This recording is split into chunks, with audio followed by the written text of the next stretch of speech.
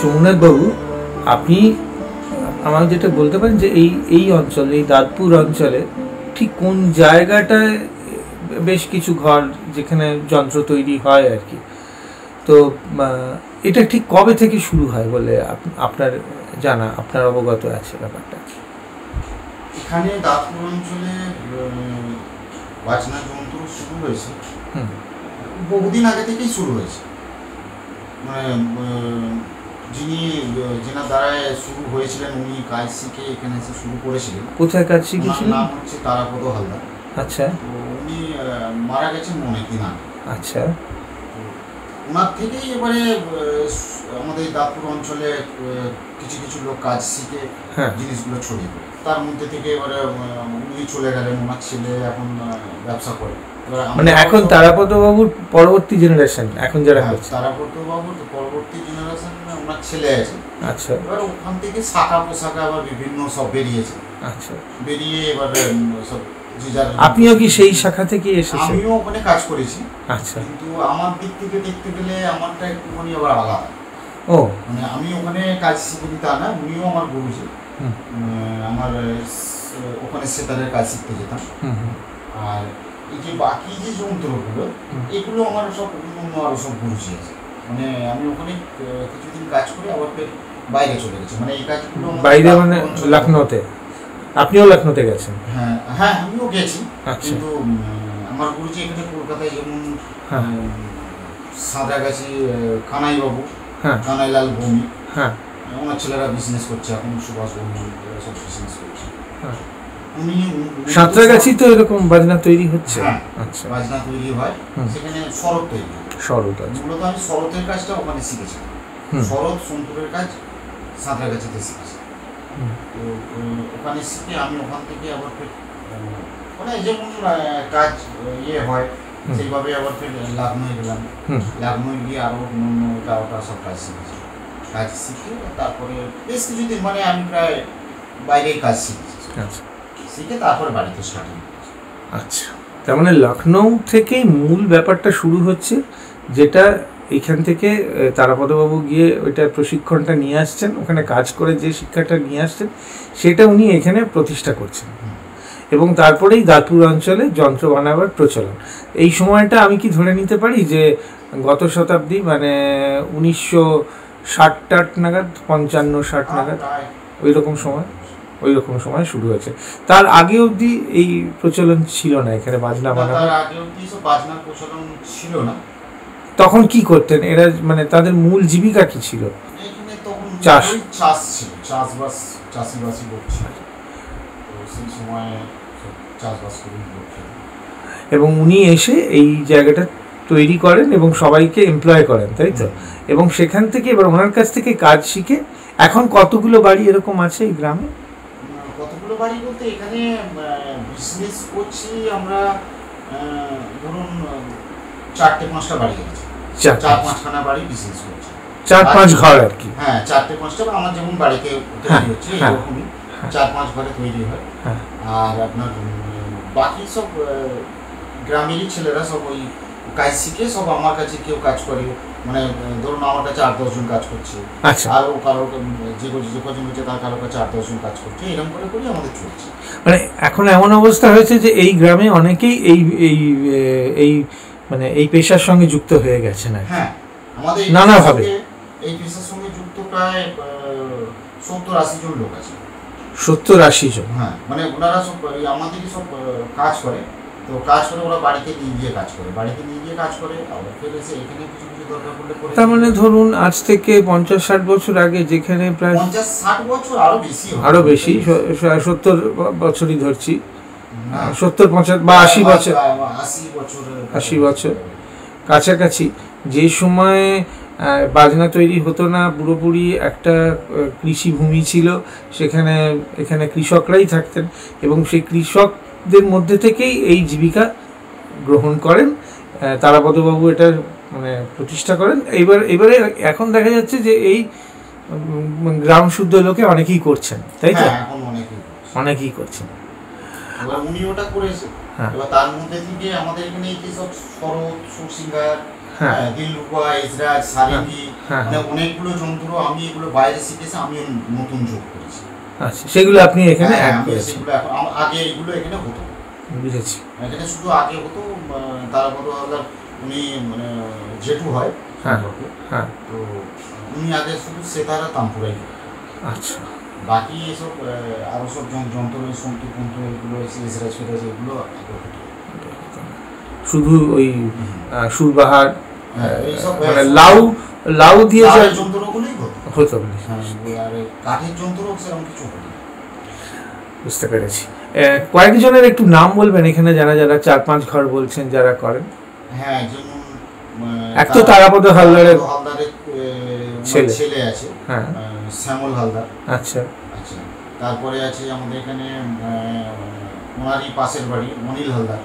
আচ্ছা, ওদের আত্মীয় নাকি? না, না, হ্যাঁ, ওই সব পাশাও জ্ঞাতি। আচ্ছা, জ্ঞাতি। হ্যাঁ, তারপরে আপনার আছে ওদিকে পালপাড়ায় আছে পীযূষ মণ্ডল, পীযূষবাবু। আচ্ছা, পীযূষবাবু আছে, তারপরে আপনার অজয় রায় আছে। আচ্ছা, এই কজন এখানে এরকম রয়েছে আর কি। তারপরে এখানে আরও একজন ছিল তারাপদ হালদারেরই সালাও, ওটা হচ্ছে প্রহ্লাদ। তো ওর বাড়ি হচ্ছে রামচন্দ্র, উনিও কাজ শিখে উনিও একটা করছে। তার মানে কি এই দাঁতপুর কি পুরোটাই, না দাঁতপুরের বাইরেও চলে গেছে এখন? না, দাঁতপুরের বাইরে, দাঁতপুরের এলাকা, দাঁতপুর পুরোটাই, সবটাই দাঁতপুরের মধ্যে? হ্যাঁ, দাঁতপুরের মধ্যেই সবই চলছে। আচ্ছা, মানে দাঁতপুর পালপাড়ার মধ্যেই, মানে আমাদের দাঁতপুরটা, হ্যাঁ, দাঁতপুর পালপাড়া সব একদম কোলে কোলে, মানে পালপাড়ায় দুজন আছে, মানে কাজটা মূলত শুরু দাঁতপুরে। আচ্ছা, সেখান থেকে এবারে ছড়াচ্ছে, সেখান থেকে ছড়িয়ে একটু একটু করে পাশে, মানে এই দাঁতপুর আর এই পালপাড়া, মানে গায়ে গায়ে সব লেগে আছে। আচ্ছা, আচ্ছা, এরকম একই গ্রামের মধ্যেই সব পাশাপাশি এরকম। আচ্ছা, আর ধুলা সিমলাটা কি? ধুলা সিমলাটা পুরো, সিমলাটা অ্যাকচুয়ালি হচ্ছে আমাদের ওটা বাস স্ট্যান্ড, মানে ওটা আমাদের পোস্ট অফিস। আচ্ছা, ওটা আপনাদের এরিয়ার মধ্যে আসছে না? সেই আমাদের পোস্ট অফিস, এই মানে ধুলুশিমলা অঞ্চলের পোস্ট অফিসটা আছে ধুলুশিমলা। হ্যাঁ, আমাদের অঞ্চলটা ধুলুশিমলা। বুঝেছি। কিন্তু আসলে হচ্ছে দাঁতপুর থেকে সরে যায়। আপনার এই পাড়াটার নাম তাঁবুপাড়া? হ্যাঁ, এটা দাঁতপুরে। এটা দাঁতপুর, হ্যাঁ, দাঁতপুর ষষ্ঠীতলা। হ্যাঁ, কিন্তু এটা ওই আগেকার বয়স্ক লোকেরা একটা, মানে তখন এটা এখানটা ডুবে যেত আর কি। আচ্ছা, মানে যার জন্য সব ওই একটা ব্যাকেটে নাম দিয়েছিল, সব টাবুপাড়া, হাবুডুবু খেতে। আচ্ছা, আচ্ছা, আচ্ছা। আরেকটা জিনিস হচ্ছে, ধরুন তাহলে কৃষিকার্য কি এখনো চলছে? এই যে আপনারা যারা সাইড বাই সাইড দুটোই, মানে চাষবাস আমাদের নিজেদের, মানে পুরনো পেশাকে আপনারা বর্জন করেননি, সেটাকে রেখেছেন, কিন্তু এর সঙ্গে এইটাও এসেছে আর কি। আমাদের চাষ, অনেক চাষ আছে, শসা থেকে শুরু করে আপনার বিন কড়াই, সিম, বরবটি, সব রকম চাষ। এখানে এমনিতে অর্থনৈতিক অবস্থা কিরকম? সম্পন্ন চাষি সকলেই মোটামুটি? না, চাষিদের চাষ করে যেটা হয় আর কি, মানে চাষিরা চাষ করে ওই পাইকারি দিয়ে এলো মার্কেটে, মানে ওই যেরকম পায় ওই রকম। তবে এই বাজনা বানাবার ক্ষেত্রে বোধহয় একটা নতুন ইকোনমি তৈরি হয়েছে, মানে আপনারা যারা এই কাজের সঙ্গে যুক্ত, মানে আপনাদের কৃষিকার্য ছাড়াও এই জিনিসটা আপনাদের একটা আয়ের অল্টারনেটিভ পথ তৈরি করেছে, বাড়তি একটা ইনকামের একটা। তো আপনাদের কি মনে হয়, মানে আগে যেরকম ছিল তার থেকে কতটা বদলেছে, এখন কিরকম চলছে? সময়ের সাথে এমনি সবকিছু পাল্টাচ্ছে, মানে সময়ের সাথে এমনি সবকিছু, চাষেরও টেকনোলজি পাল্টাচ্ছে, আর আমাদের বাবা চাষবাস করতো, আমরা এই কাজগুলো শিখে আমরা এই সবগুলো করছি, এইরকম ব্যাপার। সেইভাবে এর ভবিষ্যৎ কি দেখছেন, কিরকম ভবিষ্যৎ? মানে খুব যে ভালো বলবো তা। কেন? এই তো মার্কেটের অবস্থা, আমাদের বাঙালিরা, মানে লোকে কি এখন আর ক্লাসিক্যাল? আচ্ছা, হ্যাঁ, মানে আমাদের এই সম্মত দেখতে গেলে ইন্ডিয়াতে আমাদের তারের যন্ত্র বাজানোর লোক ভুলে যাচ্ছে। আচ্ছা, বাইরের যন্ত্র বাজাচ্ছে, গিটার বাজাচ্ছে। ও আচ্ছা, গিটার এটা ওটা ওগুলো বাজাচ্ছে বাইরের যন্ত্র, আর আমাদের এইসব যন্ত্রগুলো বাইরে যাচ্ছে। আমাদের ইন্ডিয়ান লোকেরা এরকম চিন্তা ভাবনা, আমাদের মেন্টালিটি এরকম চলছে। আচ্ছা, মানে আপনাদের মার্কেটটা, হ্যাঁ, তবে খুব কমে যাচ্ছে, ধীরে ধীরে অনেক কমে যাচ্ছে। সেদিক থেকে ইন্টারন্যাশনাল মার্কেটটাও বাড়ছে, বাইরে চলে যাচ্ছে, বাইরে টুকিটাকি বাড়ছে। আচ্ছা, বুঝতে পেরেছি। ঠিক আছে, অনেক ধন্যবাদ আপনাকে।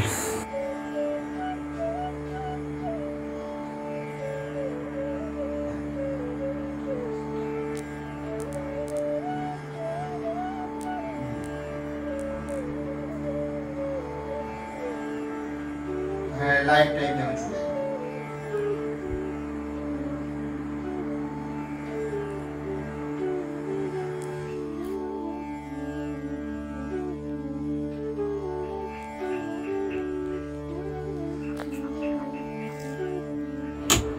চেরা চেরা সরু সরু করে দাগ করা আছে, ওগুলো সব পিস কাটা, পিস কেটে কেটে এরকম গোল করে করে এরকম ডাইস আছে, গোল করে করে লাগিয়ে এটাকে তৈরি করছে। ও, এটা একটা লাউ নয়? না, একটা লাউ, লাউ দিয়েই তৈরি, পরে তৈরি হয় আর কি। এবং সেগুলো ওই আপনার উপরে সেতারের উপরে লাগানো হয়, শরদের উপরে বোধহয় লাগানো হয় না? শরদের উপরে এর মধ্যে আবার পাতা লাগানো হবে।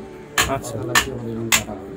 আচ্ছা আচ্ছা আচ্ছা, মানে এইটা এর সঙ্গে হ্যাঁ হ্যাঁ এরকমই ডিজাইন। হ্যাঁ, বুঝতে পেরেছি। আর এইটা হচ্ছে আপনার তানপুরা। এখানে লাউয়ের ব্যবহার আছে, ওই গোল লাউ যেটা, এগুলো এই লাউগুলো আসছে আপনার কসপুর বা উদয়নারায়ণপুর থেকে, ওই অঞ্চল থেকে, দামোদরের এপার ওপার, তাই তো? এখানেও তানপুরা তৈরি হচ্ছে। হ্যাঁ, ওটা তানপুরা। এখানে অলরেডি লাউটা ফিট হয়ে গেছে, পলিশিং হচ্ছে, তাই তো? ডিজাইনগুলো সব সেলোলাইন করা হয়েছে, এবার ফিনিশ পলিশ হবে। হ্যাঁ, তারপরে গিয়ে আবার ফিটিং হবে। আর এই যে কাজগুলো, এগুলো কিভাবে করেন? এই সাদা যে ফুলের যে সাদাই তো, এই যে এই এখানে ঘাট কেটে রেখেছে, হ্যাঁ, এইগুলো এই যে এই যে এর ভিতরে এই ছোটো ছোটো পিসগুলো বসে যাবে। ও আচ্ছা, বসে যাবে। আচ্ছা আচ্ছা, তারপরে গিয়ে ভিতরে ঢুকে যাবে, আবার ছিঁচে এটা সমান করে দিয়ে ওই রকম ফুলটা হয় কি করে? আবার ফুলটা ওই একটা ইনগ্রাফিং বলা হয় এটাকে, একটা ছুঁচ দিয়ে ঘুরিয়ে ঘুরিয়ে ওটাকে করতে হয়। জিনিসটা কি এটা? প্লাস্টিকের? না, এটা প্লাস্টিক না, এটা celluloid, German celluloid. German celluloid? হ্যাঁ। ও আচ্ছা আচ্ছা, প্লাস্টিক নয়। আচ্ছা আচ্ছা আচ্ছা, বুঝতে পেরেছি। আর এই যে তানপুরার যে ধরুন এই যে ব্রিজগুলো বা ধরুন এই যে পিছনে যে একটা থাকে না, আগে ওগুলো বোধহয় হাতির দাঁতের বা কিছু হতো। হ্যাঁ, হাতির দাঁতের হতো। এখন সেগুলো কিসের হয়? এখন ওগুলো ওই মুসের হাড়, তারপর উটের হাড়। আচ্ছা, সেগুলো কোথায় পান আপনারা, কোন জায়গায়? ওগুলো সব আমাদের আসে, সব সাইজ হয়ে তৈরি হয়ে চলে আসে, লখনৌ থেকে আসে। লখনৌ থেকে আসে? লখনৌতে একটা বড় ইয়ে কারখানা আছে না, মানে ওখানে এরকম তৈরি হয়? হ্যাঁ, ওখানে সব সত্যি। আচ্ছা, মানে মূল জায়গাটা হচ্ছে লখনৌ? মূল ইয়ের ওই হাড়ের মাল তৈরি করার জায়গা হচ্ছে লখনৌ। উট অথবা আপনার উটের কিংবা মোষের। আচ্ছা, সেগুলো নিয়ে এসে এখানে না, ওরা ওখান থেকে ওরা ফিনিশ প্রোডাক্ট দেয়, ওরা তৈরি করে এখানে পাঠায়। আপনারা এখানে মানে লাগিয়ে দেন, অ্যাসেম্বল করেন? এসে এবার বসে যেগুলো দরকার, যেমন জোয়ারি করা এ করা, সেগুলো আমরা এখানে লাগাই। আচ্ছা আচ্ছা, এটা হচ্ছে আঙুর পাতা, মানে এটা এই যে অংশটা, এটা হচ্ছে ঘাড়ি, ওইটা যে করছে। আচ্ছা, ওইটা এই অংশটা এখান থেকে এতটুকু, তারপরে এইটা এক্সট্রা করে কাট লাগানো। আচ্ছা, মানে এই যে ডান্ডির সঙ্গে যে লাউয়ের যে সংযোগ স্থলটা হচ্ছে গিয়ে ওই ঘাড়িটা, এইটা। আচ্ছা আচ্ছা, সেটা এখানে এসে এর সঙ্গে সেট হয়ে গেছে। এটাকে কি পাতা বলছে? এটা আঙুর পাতা। আচ্ছা, আর নিচের এটা? ওটাও আঙুর পাতা। আঙুর পাতা, আঙুর পাতা হয়, গোলাপ পাতা হয়। হ্যাঁ, ওইটা কি আছে? ওটাও আঙুর পাতা আছে। আচ্ছা, এটা শরৎ তৈরি হচ্ছে তো? একটু জোরে বলুন, এটা কি শরৎটা, মানে এরপরে চামড়া লাগানো হবে?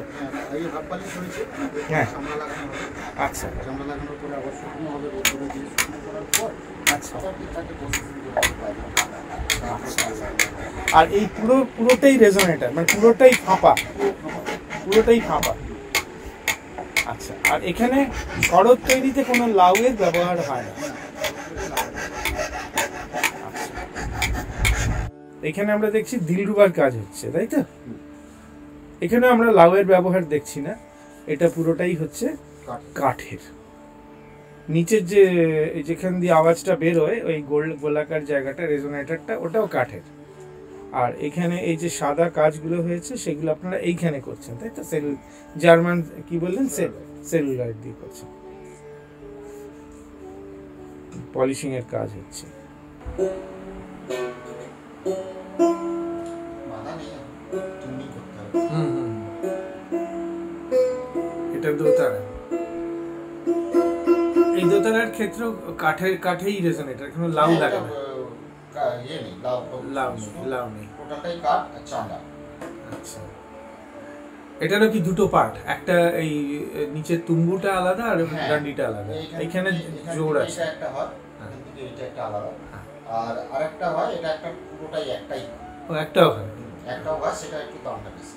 হংসবীণাটা কি? হংসবীণা ওটা হচ্ছে এক ধরনের, ওটাও কাঠের হয়। ওটা আমাদের লোকাল গিটার টাইপের। এবং এই যে লোকাল বাউলরা অনেক সময় ইউজ করে, ওটা আমি দেখেছি বীরভূম অঞ্চলে।